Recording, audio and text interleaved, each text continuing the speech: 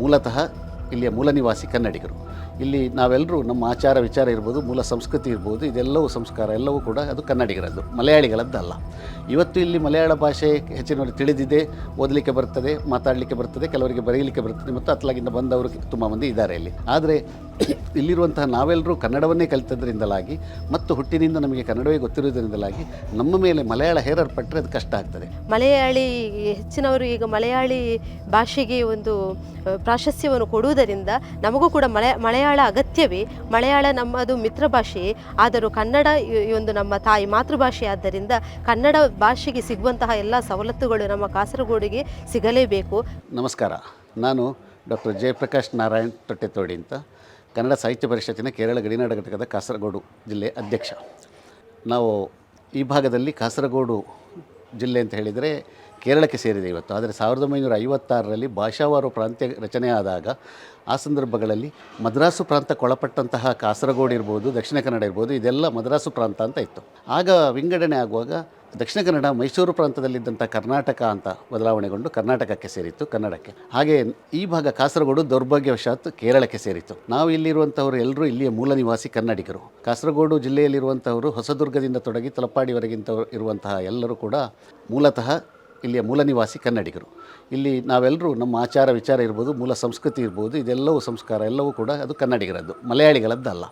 ಇವತ್ತು ಇಲ್ಲಿ ಮಲಯಾಳ ಭಾಷೆ ಹೆಚ್ಚಿನವರು ತಿಳಿದಿದೆ, ಓದಲಿಕ್ಕೆ ಬರ್ತದೆ, ಮಾತಾಡಲಿಕ್ಕೆ ಬರ್ತದೆ, ಕೆಲವರಿಗೆ ಬರೆಯಲಿಕ್ಕೆ ಬರ್ತದೆ ಮತ್ತು ಅತ್ಲಾಗಿಂದ ಬಂದವರು ತುಂಬ ಮಂದಿ ಇದ್ದಾರೆ ಇಲ್ಲಿ. ಆದರೆ ಇಲ್ಲಿರುವಂತಹ ನಾವೆಲ್ಲರೂ ಕನ್ನಡವನ್ನೇ ಕಲಿತದ್ರಿಂದಲಾಗಿ ಮತ್ತು ಹುಟ್ಟಿನಿಂದ ನಮಗೆ ಕನ್ನಡವೇ ಗೊತ್ತಿರುವುದರಿಂದಲಾಗಿ ನಮ್ಮ ಮೇಲೆ ಮಲಯಾಳ ಹೇರಲ್ಪಟ್ಟರೆ ಅದು ಕಷ್ಟ ಆಗ್ತದೆ. ಇತ್ತೀಚೆಗೆ ಕೇರಳ ಸರ್ಕಾರ ಇದು ಮಲಯಾಳ ಭಾಷೆ ಕಡ್ಡಾಯ ಮಸೂದೆಯನ್ನು ತಂದಿದೆ. 2017ರಲ್ಲಿ ತಂದಂಥ ಮಸೂದೆಯನ್ನು ರಾಜ್ಯಪಾಲರು ರಾಷ್ಟ್ರಪತಿಗಳಿಗೆ ಕಲಿಸಿ ರಾಷ್ಟ್ರಪತಿಗಳು ಅದನ್ನು ತಿರಸ್ಕರಿಸಿದರು. ಹಾಗೆ ಈಗ ಮತ್ತೊಮ್ಮೆ ಮಸೂದೆಯನ್ನು ಈಗ 2-3 ತಿಂಗಳ ಹಿಂದೆ ಮತ್ತೊಮ್ಮೆ ಇಲ್ಲಿ ಅಸೆಂಬ್ಲಿಯಲ್ಲಿ ಮಂಡನೆ ಮಾಡಿದ್ದಾರೆ, ವಿಧಾನಸಭೆಯಲ್ಲಿ. ಆ ವಿಧಾನಸಭೆಯಲ್ಲಿ ಮಂಡನೆ ಮಾಡಿದಂಥದ್ದು ಇದು ರಾಜ್ಯಪಾಲರ ಅಂಗಣದಲ್ಲಿದೆ. ಇದನ್ನು ಮತ್ತೆ ಅವರು ಮಲಯಾಳ ಭಾಷೆ ಕಡ್ಡಾಯ ಮಸೂದೆಯನ್ನು ತಂದಾಗ ನಾವು ಅದಕ್ಕೆ ವಿರೋಧಿಗಳಲ್ಲ. ಮಲಯಾಳ ಭಾಷೆ ಕಡ್ಡಾಯ ಅಂತ ಹೇಳುವಂಥದ್ದು ಹೇಗೆ ಕರ್ನಾಟಕದಲ್ಲಿ ಕನ್ನಡ ಭಾಷೆ ಕಡ್ಡಾಯ ಹೇಳ್ತಾ ಇದ್ದಾರೋ ಹಾಗೆ ಕೇರಳದಲ್ಲಿ ಮಲಯಾಳ ಭಾಷೆ ಕಡ್ಡಾಯ ಆಗಬೇಕು, ಅದಕ್ಕೆ ನಮ್ಮ ವಿರೋಧ ಇಲ್ಲ. ಆದರೆ ಕಾಸರಗೋಡನ್ನು ಅದರಿಂದ ಹೊರತುಪಡಿಸಬೇಕು. ಕಾಸರಗೋಡಿನಲ್ಲಿ ಇಲ್ಲಿ ಅನೇಕ ಭಾಷೆಗಳನ್ನು ಮಾತನಾಡುವಂಥವರಿದ್ದಾರೆ. ಎಲ್ಲ ಮಲಯಾಳ, ಕನ್ನಡ, ಕೊಂಕಣಿ, ಹವ್ಯಕ, ಉರ್ದು ಮತ್ತು ಬ್ಯಾರಿ ಭಾಷೆ ಇದೆ, ಮತ್ತು ತುಳು ಇದೆ, ಮುಖ್ಯವಾಗಿ ಈಗ ಅನೇಕ ಭಾಷೆಗಳಿದೆ, ಕರಾಡೆ ಇದೆ, ಎಲ್ಲ ಇದೆ. ಆದರೆ ಎಲ್ಲದಕ್ಕೂ ಸೇರಿ ಇರುವಂಥವರು ನಾವೆಲ್ಲರೂ ಕನ್ನಡಿಗರೇ ಆಗಿದ್ದೇವೆ. ಹಾಗಾಗಿ ಇಲ್ಲಿ ಮಲಯಾಳವನ್ನು ಹೊರತುಪಡಿಸಬೇಕು. ಇಲ್ಲಿಗೆ ಕನ್ನಡ ಭಾಗವಾದ ಈ ಕಾಸರಗೋಡನ್ನು ಲಿಂಗ್ವಿಸ್ಟಿಕ್ ಮೈನಾರಿಟಿ ಏರಿಯಾ, ಭಾಷಾ ಅಲ್ಪಸಂಖ್ಯಾತ ಪ್ರದೇಶ ಅಂತ ಹೇಳ್ತೇವೆ. ಕನ್ನಡಿಗರು ಬಹುಭಾಷಿಗರಿರುವಂತಹ ಕೇರಳಕ್ಕೆ ಸೇರಿದಂಥ ಭಾಗ ಇದು. ಇದಕ್ಕೆ ಕರ್ನಾಟಕದಲ್ಲಿ ಬೆಳಗಾವಿಗೋ ಅಥವಾ ಇನ್ನಿತರ ಗಡಿ ಪ್ರದೇಶದಲ್ಲಿರುವಂತಹ ಎಲ್ಲ ಗಡಿ ಭಾಗದ ಜಾಗಗಳಿಗಿಂತ ಹೆಚ್ಚಿನದಾದಂಥ ಒಂದು ಸವಲತ್ತು ಇಲ್ಲಿಯ ಭಾಷಾ ಅಲ್ಪಸಂಖ್ಯಾತ ಪ್ರದೇಶ ಅಂತ ಕಾಸರಗೋಡಿಗಿದೆ. ಇಲ್ಲಿಗೆ ವಿಶೇಷವಾದ ಸ್ಥಾನಮಾನ ಇದೆ. ಆ ಸ್ಥಾನಮಾನವನ್ನು ಉಳಿಸಿಕೊಡಬೇಕು ಮತ್ತು ಕಾಸರಗೋಡನ್ನು ಕನ್ನಡ ಪ್ರದೇಶವಾಗಿ ಉಳಿಸಿಕೊಳ್ಬೇಕು ಅಂತ ಹೇಳುವಂಥದ್ದು ನಮ್ಮ ಕಳಕಳಿಯ ಬೇಡಿಕೆ.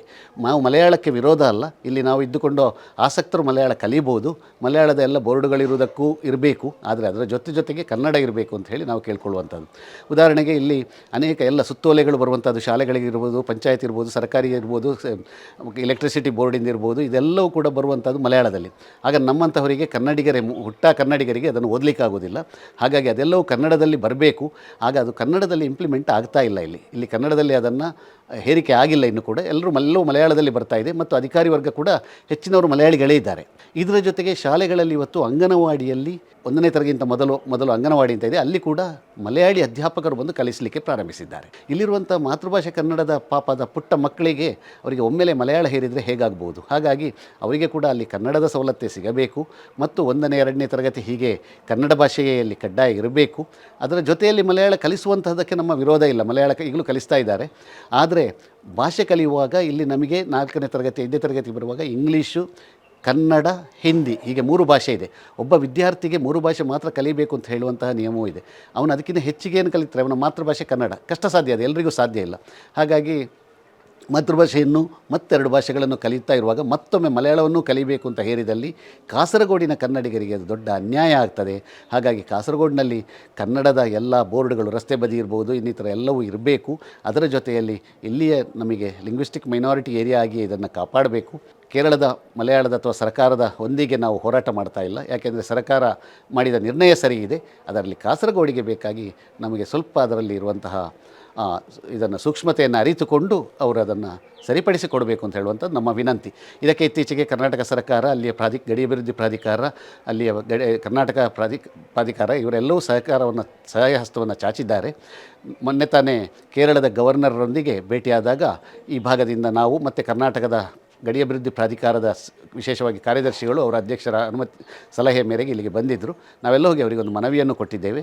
ಆ ನಂತರ ಇದು ಈ ಭಾಷಾ ಮಸೂದೆ ಅದು ಏನು ಅಂತ ಹೇಳುವಂಥದ್ದು ಸ್ವಲ್ಪ ಮುನ್ನೆಲೆಗೆ ಬಂತು. ಆದರೆ ಅದರ ಸೂಕ್ಷ್ಮತೆಯನ್ನು ಅರಿತುಕೊಂಡು ಕಾಸರಗೋಡಿಗೆ ಬೇಕಾದಂಥ ಎಲ್ಲ ಸವಲತ್ತುಗಳನ್ನು ಹಾಗೆ ಮುಂದುವರಿಸಬೇಕು ಅಂತ ಹೇಳುವ ನಮ್ಮ ಕಳಕಳಿಯ ಬೇಡಿಕೆ ಮಾತ್ರ ಇರುವಂಥದ್ದು. ವಂದನೆಗಳು. ನನ್ನ ಹೆಸರು ಸಾವಿತ್ರಿ. ನಾನು ಶ್ರೀ ವಿದ್ಯಾವರ್ಧಕ ಪ್ರೌಢಶಾಲೆಯಲ್ಲಿ ಕನ್ನಡ ಅಧ್ಯಾಪಿಕೆಯಾಗಿ ಸುಮಾರು 15 ವರ್ಷಗಳಿಂದ ಸೇವೆ ಸಲ್ಲಿಸ್ತಾ ಇದ್ದೇನೆ. ಇತ್ತೀಚೆಗೆ ಕೇರಳ ಸರ್ಕಾರವು ಹೊರಡಿಸಿದಂತಹ ಮಲಯಾಳ ಕಡ್ಡಾಯ ಎನ್ನುವಂತಹ ನಿಯಮ ನಮ್ಮಂತಹ ಶಾಲೆಗಳಿಗೆ ಅದು ಬಹಳ ತೊಂದರೆಯನ್ನು ನೀಡುವಂತಹದ್ದು. ಅದು ಅಲ್ಲದೆ ಇನ್ನಷ್ಟು ಇದರ ಬವಣೆಗಳನ್ನು ಅನುಭವಿಸುತ್ತಿರುವಂತಹ ಕಾಸರಗೋಡು ಜಿಲ್ಲೆಗೆ ಅದು ಅನಾಹುತವನ್ನು ತಂದೊಡ್ಡುವುದರಲ್ಲಿ ಎರಡು ಮಾತಿಲ್ಲ. ಆದ್ದರಿಂದ ಅಂತಹ ಒಂದು ನಿಯಮವನ್ನು ಕಾಸರಗೋಡು ಜಿಲ್ಲೆಗೆ ಹೊರತುಪಡಿಸಿ ಬಾಕಿ ಉಳಿದ ಕೇರಳ ರಾಜ್ಯದಲ್ಲಿ ಅದನ್ನು ಕಡ್ಡಾಯಗೊಳಿಸುವುದರಲ್ಲಿ ನಮಗೇನು ಅಭ್ಯಂತರ ಇಲ್ಲ. ಆದರೆ ಕಾಸರಗೋಡು ಜಿಲ್ಲೆಯನ್ನು ಹೊರತುಪಡಿಸಿ ನಮ್ಮಂತಹ ಅಧ್ಯಾಪಕರ ಸೇವೆಯನ್ನು ಇನ್ನಷ್ಟು ಮುಂದುವರಿಸುವಂತಹ ಅವಕಾಶಗಳನ್ನು ಇನ್ನು ಮುಂದಿನ ಪೀಳಿಗೆಗೂ ಕೂಡ ಒದಗಿಸಿಕೊಡಬೇಕಾದ ಕರ್ತವ್ಯ ಸರ್ಕಾರಕ್ಕಿದೆ. ಆದ ಕಾರಣ ಅಂತಹ ಒಂದು ಕೇಳಿಕೆಯನ್ನು ಮನ್ನಿಸಿ ನಮ್ಮಂತಹ ಅಧ್ಯಾಪಕ ವೃಂದದ ಈ ಬೇಡಿಕೆಯನ್ನು ಮನವಿಯ ರೂಪದಲ್ಲಿ ನಾವು ಸಲ್ಲಿಸಲು ಮುಂದಾಗಿದ್ದೇವೆ. ಆದ್ದರಿಂದ ಇದು ನಮ್ಮಂತಹ ಬಹಳ ಕನ್ನಡ ಶಾಲೆಗಳು ಇಂದು ಬಹಳ ಅದ್ಧೂರಿಯಾಗಿ ಮೆರೆಯುತ್ತಿರುವಂತಹ ಕಾಸರಗೋಡು ಜಿಲ್ಲೆಯಲ್ಲಿ ಅನೇಕ ರೀತಿಯ ಕನ್ನಡ ವಿದ್ಯಾರ್ಥಿಗಳು ಅನೇಕ ರೀತಿಯಿಂದ ಬಹಳ ಸ್ಪರ್ಧಾತ್ಮಕ ಜಗತ್ತಿನಲ್ಲಿ ಮುಂದುವರಿದು ರಾಜ್ಯ ಮಟ್ಟದಲ್ಲೂ ಕೂಡ ಹೆಸರು ತರುವಂತಹ ಕನ್ನಡ ವಿದ್ಯಾರ್ಥಿಗಳು ಇಲ್ಲಿದ್ದಾರೆ.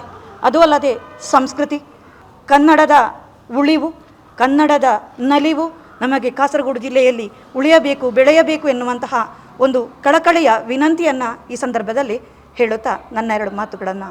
ಎಲ್ಲರಿಗೂ ನಮಸ್ಕಾರ. ವಿದ್ಯಾವರ್ಧಕ ಪ್ರೌಢ ಪ್ರಾಥಮಿಕ ಶಾಲೆ ಮಿಯಪ್ಪದವು ಬಹಳ ಶತಮಾನದ ಹಂಚಿನಲ್ಲಿರುವಂಥ ಒಂದು ಕನ್ನಡ ಮಾಧ್ಯಮ ಶಾಲೆ. ಅದೆಷ್ಟೋ ಮಕ್ಕಳಿಗೆ ವಿದ್ಯಾದಾನ ಮಾಡೋ ಮೂಲಕ ಅದೆಷ್ಟೋ ಸತ್ಪ್ರಜೆಯನ್ನು ರೂಪಿಸಿದಂಥ ಈ ಮಹಾನ್ ಸಂಸ್ಥೆಯ ಮುಖ್ಯೋಪಾಧ್ಯಾಯನಾಗಿ ನಿಮ್ಮ ಮುಂದೆ ನಿಂತುಕೊಂಡಿದ್ದೇನೆ. ಕನ್ನಡ ಎನ್ನುವಂಥದ್ದು ಬಹಳ ಪುರಾತನ ಭಾಷೆ. ಅದರ ಜೊತೆಗೆ ಕಾಸರಗೋಡು ಎನ್ನುವಂಥದ್ದು ಕನ್ನಡಿಗರ ನಾಡು.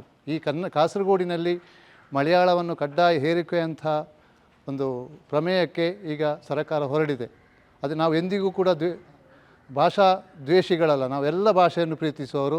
ಆದರೆ ನಮ್ಮ ಭಾಷೆಯ ಮೇಲೆ ಹೆಚ್ಚು ಅಭಿಮಾನ ನಮಗಿದೆ. ಆ ನಿಟ್ಟಿನಲ್ಲಿ ಕಾಸರಗೋಡು ಎನ್ನುವಂಥ ಪ್ರದೇಶದಲ್ಲಿ ಕಲಿಯುವಂಥ ಹೆಚ್ಚಿನ ಮಕ್ಕಳು ಕೂಡ ಮುಂದಿನ ವಿದ್ಯಾಭ್ಯಾಸಕ್ಕೆ ಕರ್ನಾಟಕಕ್ಕೆ ತೆರಳುವವರು. ಆದ ಕಾರಣ ಹೆಚ್ಚಾಗಿ ಅವರು ಕನ್ನಡವನ್ನೇ ಬಯಸುವವರು. ಆದರೆ ಸರ್ಕಾರ ಹೀಗೆ ತಂದಂಥ ಕೆಲವೊಂದು ಕಾನೂನುಗಳ ಮೂಲಕ ಕಡ್ಡಾಯವಾಗಿ ಮಲಯಾಳವನ್ನು ಹೇರಿಸುವುದನ್ನು ನಾವು ಖಂಡಿತವಾಗಿಯೂ ಇಲ್ಲಿ ಒಪ್ಪುವಂಥದ್ದಲ್ಲ. ಅದರ ಜೊತೆಗೆ ಯಾರಿಗೆ ಇಷ್ಟ ಉಂಟು ಅವರಿಗೆ ಮಲಯಾಳ ಕಲಿಯುವಂಥ ಅವಕಾಶ ಇದೆ. ನಮ್ಮ ಶಾಲೆಯಲ್ಲಿ ಕೂಡ ಸರ್ಕಾರ ನೇಮಿಸಿದಂಥ ಮಲಯಾಳ ಅಧ್ಯಾಪಕರು ಬಂದು ಇಲ್ಲಿ ಮಲಯಾಳ ಕಲಿಸ್ತಾ ಇದ್ದಾರೆ. ಅದಕ್ಕೆ ನಮ್ಮೆಲ್ಲರ ಸಹಕಾರ ಇದೆ. ಆದರೆ ಕಡ್ಡಾಯವಾಗಿ ಮಲಯಾಳವನ್ನು ಹೊರಿಸಿ ಕನ್ನಡವನ್ನು ಮೂಲೆಗುಂಪು ಮಾಡುವಂಥ ಈ ಒಂದು ನೀತಿಯ ವಿರುದ್ಧ ನಾವೆಲ್ಲರೂ ಎದ್ದು ನಿಲ್ಲಬೇಕು. ಯಾಕೆಂತ ಹೇಳಿದರೆ ನಾವು ಒಂದು ಕಾಲದಲ್ಲಿ ಕರ್ನಾಟಕಕ್ಕೆ ಸೇರಬೇಕಾದಂಥ ಈ ಕಾಸರಗೋಡು ಅದೆಷ್ಟೋ ಹೋರಾಟಗಾರರ ಸತತ ಪ್ರಯತ್ನದಿಂದಲೂ ಕೂಡ ನಮಗೆ ಸಾಧ್ಯ ಆಗಲಿಲ್ಲ.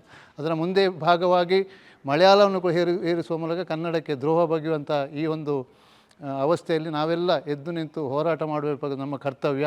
ಅದರ ಜೊತೆಗೆ ಈ ಸಪ್ತಭಾಷಾ ಸಂಗಮಿ ಅಂತ ಕಾಸರಗೋಡಲ್ಲಿ ನಾವೆಲ್ಲ ತಿಳಿದಾಗ ಎಲ್ಲ ಭಾಷೆ ನಾವು ಪ್ರೀತಿಸ್ತೇವೆ, ಗೌರವಿಸ್ತೇವೆ, ನಾವೆಲ್ಲರೂ ಅದಕ್ಕೆ ಮನ್ನಣೆ ಕೊಡ್ತೇವೆ. ಆದರೆ ಒಂದು ಭಾಷೆಯನ್ನು ತುಳಿದು ಇನ್ನೊಂದು ಭಾಷೆಯನ್ನು ಮೇಲೆ ತರುವಂಥ ಈ ಧೋರಣೆಯನ್ನು ಮಾತ್ರ ನಾವು ಎಂದಿಗೂ ಕೂಡ ಸಹಿಸಲಿಕ್ಕೆ ಸಾಧ್ಯ ಆಗಲಿಲ್ಲ. ಆ ನಿಟ್ಟಿನಲ್ಲಿ ನಮ್ಮೆಲ್ಲರ ಹೋರಾಟ ಅತ್ತ ಸಾಗಬೇಕಂತೇಳಿ ಮಾತ್ರ ಹೇಳ್ತಾ ಇರುವಂಥದ್ದು. ವಂದನೆಗಳು. ಅರವಿಂದಾಕ್ಷ ಭಂಡಾರಿ, ಮುಖ್ಯೋಪಾಧ್ಯಾಯರು, ವಿದ್ಯಾವರ್ಧಕ ಪ್ರೌಢ ಪ್ರಾಥಮಿಕ ಶಾಲೆ ಮಿಯಪ್ಪದು. ನನ್ನ ಹೆಸರು ದೀಕ್ಷಾ. ವಾಣಿ ವಿಲಾಸ ಕಿರಿಯ ಪ್ರಾಥಮಿಕ ಶಾಲೆಯಲ್ಲಿ ನಾನು 1ನೇ ತರಗತಿ ಅಧ್ಯಾಪಕಿಯಾಗಿ ಕೆಲಸ ಮಾಡುತ್ತಿದ್ದೇನೆ. ನಮ್ಮ 1ನೇ ತರಗತಿಯಿಂದ 4ನೇ ತರಗತಿ ಇರುವಂತಹ LP ಕಿರಿಯ ಮಟ್ಟದ ಶಾಲೆಯಾಗಿದೆ. ಇದು ಕನ್ನಡ ಮಾಧ್ಯಮದಲ್ಲಿ ಇರುವಂತಹ ಶಾಲೆ. ಈ ಕನ್ನಡ ಮಾಧ್ಯಮದಲ್ಲಿ ಅನೇಕ ಮಕ್ಕಳು ಇದುವರೆಗೆ ಈ ಶಾಲೆಗೆ 75 ವರ್ಷ ಹೆಚ್ಚು ಕಳೆದಿದೆ.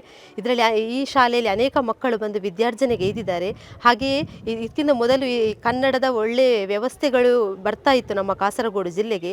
ಆದರೆ ಈಗೀಗ ಸ್ವಲ್ಪ ಸ್ವಲ್ಪ ಮಲತಾಯಿ ಧೋರಣೆಯಿಂದಾಗಿ ನಮ್ಮ ಕನ್ನಡಿಗರಿಗೆ ಕೆಲವೊಂದು ಸವಲತ್ತುಗಳು ಬರುವಂಥದ್ದು ಕಡಿಮೆ ಆಗಿದೆ. ಹೆಚ್ಚಿನವರು ಈಗ ಮಲಯಾಳಿ ಭಾಷೆಗೆ ಒಂದು ಪ್ರಾಶಸ್ತ್ಯವನ್ನು ಕೊಡುವುದರಿಂದ ನಮಗೂ ಕೂಡ ಮಲಯಾಳ ಅಗತ್ಯವೇ. ಮಲಯಾಳ ನಮ್ಮದು ಮಿತ್ರ ಭಾಷೆ, ಆದರೂ ಕನ್ನಡ ಈ ಒಂದು ನಮ್ಮ ತಾಯಿ ಮಾತೃಭಾಷೆ ಆದ್ದರಿಂದ ಕನ್ನಡ ಭಾಷೆಗೆ ಸಿಗುವಂತಹ ಎಲ್ಲ ಸವಲತ್ತುಗಳು ನಮ್ಮ ಕಾಸರಗೋಡಿಗೆ ಸಿಗಲೇಬೇಕು. ಕನ್ನಡದ ಮಕ್ಕಳು ಕನ್ನಡ ಮಾಧ್ಯಮದಲ್ಲಿ ಕಲಿಯುವಂತಹ ಮಕ್ಕಳಿಗೆ ಯಾವುದೇ ವಂಚನೆ ಆಗದಂತೆ ನೋಡಿಕೊಳ್ಳುವುದು ನಮ್ಮ ಎಲ್ಲರ ಕರ್ತವ್ಯವಾಗಿದೆ. ರಾಜೇಶ್ವರಿ ಎಸ್, ವಾಣಿ ವಿಲಾಸ ಕಿರಿಯ ಪ್ರಾಥಮಿಕ ಶಾಲೆಯ ಮುಖ್ಯೋಪಾಧ್ಯಾಯಿನಿ. ಇದೀಗ ನಮ್ಮ ಶಾಲೆಯಲ್ಲಿ 1ರಿಂದ 4ನೇ ತರಗತಿಯವರೆಗೆ ಮಕ್ಕಳು ಕನ್ನಡ ಮಾಧ್ಯಮದಲ್ಲಿ ಕಲಿಯುತ್ತಾ ಇದ್ದಾರೆ. ಮಲಯಾಳಂ ಮಾಧ್ಯಮ ಈಗ ಕೇರಳ ಸರ್ಕಾರದಲ್ಲಿ ಮಲಯಾಳಂ ಕಲಿಯಬೇಕೆನ್ನುವ ಒತ್ತು ಕೂಡ ಇದೆ. ಹಾಗಿರುವಾಗ ಇಲ್ಲಿ ನಮಗೆ ತುಂಬ ಕಷ್ಟವಾಗ್ತಾ ಇದೆ. ನಮಗೆ ಬರುವಂತಹ ಎಲ್ಲ ಫಾರ್ಮ್ಗಳು ಮಲಯಾಳದಲ್ಲಿರುವಾಗ ನಮಗೆ ಅದನ್ನು ಓದಲಿಕ್ಕೂ ಬಹಳ ಕಷ್ಟ ಆಗ್ತಾ ಉಂಟು. ಹಾಗಾಗಿ ಇಂತಹ ನಮ್ಮ ಗಡಿ ಪ್ರದೇಶದಲ್ಲಿ ಕನ್ನಡಕ್ಕೆ ಹೆಚ್ಚು ಎಲ್ಲರೂ ಆದ್ಯತೆ ನೀಡಬೇಕು, ಪ್ರೋತ್ಸಾಹ ನೀಡಬೇಕು, ಕನ್ನಡ ಗೆಲ್ಲಲಿ ಅಂತ ಹಾರೈಸ್ತಾ ಇದ್ದೇನೆ. ಕಾಸರಗೋಡು ಜಿಲ್ಲೆಯ ಮಂಜೇಶ್ವರ ತಾಲೂಕಿನ ವಿದ್ಯಾವರ್ಧಕ AUP ಶಾಲೆಯಲ್ಲಿ ಅಧ್ಯಾಪಕನಾಗಿದ್ದುಕೊಂಡು ದಕ್ಷಿಣ ಕನ್ನಡ ಜಿಲ್ಲೆಯ ಚುಟುಕು ಸಾಹಿತ್ಯ ಪರಿಷತ್ತಿನ ಪ್ರಸ್ತುತ ಜಿಲ್ಲಾಧ್ಯಕ್ಷನಾಗಿ ಆ ಸಂಸ್ಥೆಯನ್ನು ಕೂಡ ನಡೆಸ್ತಾ ಇದ್ದೇನೆ. ಇದೀಗ ಕೇರಳ ಸರ್ಕಾರವು ಕಾಸರಗೋಡಿನಲ್ಲಿ ಮಾತ್ರವಲ್ಲ ಇಡೀ ಕೇರಳದಲ್ಲಿ ಮಲಯಾಳವನ್ನು ಕಡ್ಡಾಯಗೊಳಿಸುವಂತಹ ಒಂದು ಮಸೂದೆಯನ್ನು ತರುವಂಥ ಏರ್ಪಾಡಿನಲ್ಲಿರುವಂಥ ಸಂದರ್ಭದಲ್ಲಿ ನಾವು ಭಾಷೆಯ ವಿರೋಧಿಗಳಲ್ಲ, ಮಾತ್ರವಲ್ಲ ಯಾವುದೇ ಭಾಷೆಯನ್ನು ಈಗ ಆಯಾ ರಾಜ್ಯ ಸರ್ಕಾರಗಳು ಭಾಷೆಯನ್ನು ಕಡ್ಡಾಯಗೊಳಿಸುವುದಕ್ಕೂ ಕೂಡ ನಮ್ಮ ವಿರೋಧವಿಲ್ಲ. ಆದರೆ ಹಲವಾರು ವರ್ಷಗಳಿಂದ ಕನ್ನಡವೇ ಪ್ರಾಬಲ್ಯದಲ್ಲಿ ಇದ್ದಂತಹ ಈ ಕಾಸರಗೋಡು ಜಿಲ್ಲೆಯಲ್ಲಿ ಕನ್ನಡವನ್ನು ತುಳಿದು ಮತ್ತೊಂದು ಭಾಷೆಯನ್ನು ಅದರ ಮೇಲೆ ಸ್ಥಾಪಿಸುವಂತಹ ಕೆಲಸ ಹುನ್ನಾರ ನಡೀತಾ ಇದೆ ಎಂಬುದು ನಮಗೆ ಬಹಳ ಬೇಸರದ ಸಂಗತಿಯಾಗಿದೆ.